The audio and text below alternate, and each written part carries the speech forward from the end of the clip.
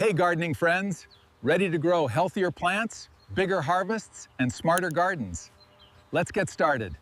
What if the secret to a thriving garden has been sitting in your kitchen trash can every single morning? Every day, millions of American gardeners toss out banana peels and used coffee grounds without a second thought. And every single day, they are throwing away something their plants are quietly desperate for. Welcome to the Smart Gardener. If you are new here, go ahead and hit that subscribe button right now so you never miss practical, science-backed tips that save you money and grow a better garden naturally. Here is the truth that most gardeners never hear. The nutrients your plants need most are already in your home, hiding in the things you consider waste. But here is the part that really matters. Using these two ingredients the wrong way does not just waste your time, it can actually set your garden back. Done right though, banana peels and used coffee grounds work together to feed your soil, strengthen your plants, and bring your garden to life in a way that no expensive fertilizer from the store ever could. Stay with me, because what I am about to show you will change the way you look at your morning routine forever. Before we get into the how, let me ask you something. Have you ever looked at your tomato plants or your rose bushes and noticed the older leaves turning yellow along the edges, then slowly browning and curling like they have been scorched by heat? Or maybe your plants look wilted on a hot sunny afternoon, even though you watered them just that morning. If any of that sounds familiar, your garden is trying to tell you something, and most gardeners completely miss the message. What your plants are likely crying out for is potassium. Potassium is one of the 3 essential nutrients every plant needs to survive, alongside nitrogen and phosphorus. But potassium is the one that really drives flowering, fruit development, and overall plant strength. Without enough of it, stems grow weak and cannot support the weight of fruit or blooms. Fruits develop unevenly and stay small, and the plant becomes far more vulnerable to disease and drought stress. Here is the part that trips people up. Plants growing in sandy soil or in containers are especially prone to potassium deficiency because potassium washes out of loose soil quickly with every watering. So if you have been watering faithfully and your plants still look stressed, the problem is not the water. It is what is missing from the soil underneath. If you recognized any of these signs just now, stay right here, because the solution is already in your kitchen. So let us start with banana peels. And I want you to really hear this because most people have no idea what they are throwing away. Banana peels contain up to 42% potassium by dry weight, making them one of the highest natural organic sources of potassium you can find anywhere. But potassium is not all they offer. Banana peels also contain calcium, which plays a critical role in preventing blossom end rot in tomatoes, that frustrating dark sunken spot that ruins fruit right before harvest. They contain manganese, which supports photosynthesis, so your plants can actually convert sunlight into energy more efficiently. And they contain magnesium and sulfur, 2 minerals your plants need to produce healthy green chlorophyll. Now here is something most gardening videos never tell you. Conventionally grown bananas are one of the most heavily sprayed fruits in commercial agriculture, which means the peels can carry pesticide residue on the surface. If you are using banana peels in a vegetable garden where you grow food your family eats, always rinse the peels thoroughly under clean water first, or better yet, choose organic bananas when possible. That one extra step makes a real difference. Making your banana peel fertilizer is straightforward. Take 2 or 3 peels and cut them into small pieces. This is not just busy work. Cutting the peels increases the surface area exposed to the water, which allows the potassium and other minerals to dissolve out much faster and more completely. Place the cut pieces into a jar and add about 2 cups of clean water. Let everything soak for 12 to 24 hours at room temperature. After soaking, strain out all the solid pieces using a fine strainer or a clean cloth, and keep only the liquid. Straining is important because leftover organic material sitting in the water can develop mold quickly, and a clean liquid solution absorbs into the soil far more evenly and effectively.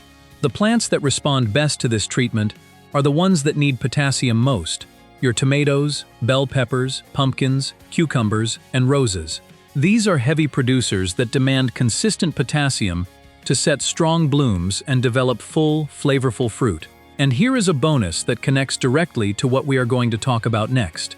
If you ever have extra banana peels beyond what you need for your liquid, bury them shallowly in the soil around your plants. Earthworms are absolutely drawn to decomposing banana peels. And earthworms, as you are about to discover, are one of the most powerful forces working in your favor underground. Now let us talk about the second ingredient, used coffee grounds. And I want to start by clearing up one of the most common misconceptions in home gardening. Most people assume that coffee grounds are highly acidic, and that is why they are good for plants. Soil scientists at Oregon State University have actually tested this, and here is what they found. Spent coffee grounds, meaning grounds that have already been brewed, are nearly pH neutral, sitting right around 6.5 to 6.8. So the acidity idea is mostly a myth. But that does not mean coffee grounds are not valuable, because what they actually do for your garden goes far deeper than anyone gives them credit for. The real power of used coffee grounds is what happens underground when soil microorganisms start consuming them. As microbes feed on the organic compounds in the grounds, they release natural binding agents that cluster individual soil particles together into loose, well-aerated groups. This creates a soil structure where roots can push through easily, water can drain properly instead of pooling, and moisture is retained longer between waterings. That is the kind of soil transformation that expensive store-bought fertilizers simply cannot replicate. Before you use them, there is one mistake you absolutely want to avoid. Do not pile coffee grounds thickly on top of your soil. A thick layer dries out and forms a hard crust that actually blocks water from reaching the roots. And do not go overboard with the quantity. Soil scientists recommend keeping coffee grounds to no more than 25% of your total soil volume. A little goes a long way. To make your coffee ground liquid, start by spreading your used grounds out and letting them dry completely. Drying prevents mold from forming in the water. Then add 2 tablespoons of the dried grounds to about 1 quart of clean water. Stir well to distribute everything evenly, and let the mixture soak for 12 to 24 hours at room temperature. After soaking, strain it thoroughly through a fine strainer or clean cloth, keeping only the clear liquid. That clean solution is what you will apply directly to the soil around your plants. Now here is the part of this video that I believe most gardeners have never heard before, and it changes everything about how you think about your soil. A single teaspoon of truly healthy garden soil contains more than 1 billion living microorganisms. 1 billion in a single teaspoon. These invisible workers are running a 24-hour operation beneath your feet, breaking down organic matter, cycling nutrients into forms your plants can absorb, and protecting roots from harmful pathogens. When you feed your soil with coffee grounds, you are essentially feeding this entire underground community. And when that community thrives, your plants thrive along with it. And working alongside these microscopic organisms are earthworms, which are honestly one of the most underappreciated allies a gardener can have.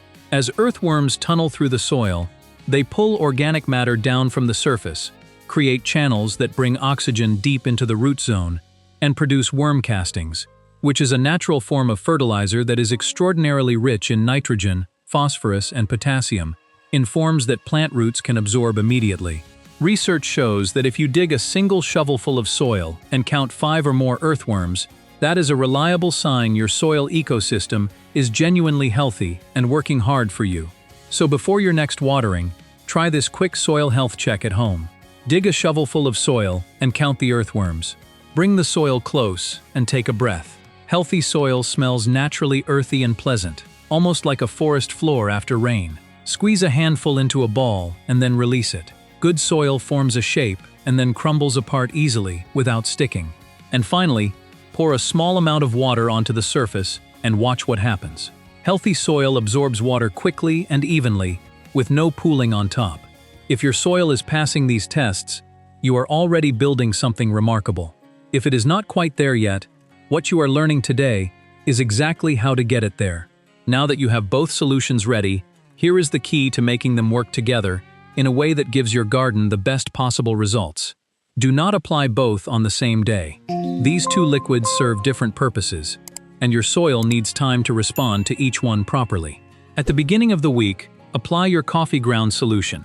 This is your soil builder, the one that feeds your underground microbial community, improves soil structure, and creates the ideal environment for roots to grow strong and absorb nutrients efficiently. Then, at the end of the week, apply your banana peel solution.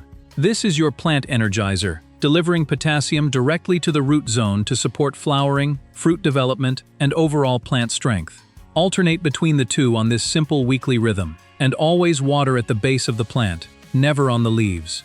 Keep your solutions at a gentle concentration and trust the process. Within 2 to 4 weeks, you will start to notice real changes. Leaves will deepen in color, stems will feel noticeably firmer, blooms will come in fuller, and your fruits will develop more evenly and consistently. The secret was never about spending more money at the garden center. It was always about understanding what your soil needs and giving it exactly that, naturally and consistently. If you have already tried banana peels or coffee grounds in your garden, I would love to hear about your experience. Drop a comment below and tell me what you noticed. And if this video gave you something useful today, please give it a like, share it with a fellow gardener who could use it, and subscribe to The Smart Gardener so you never miss what is coming next. Nature has already provided everything your garden needs. Your only job is learning how to listen.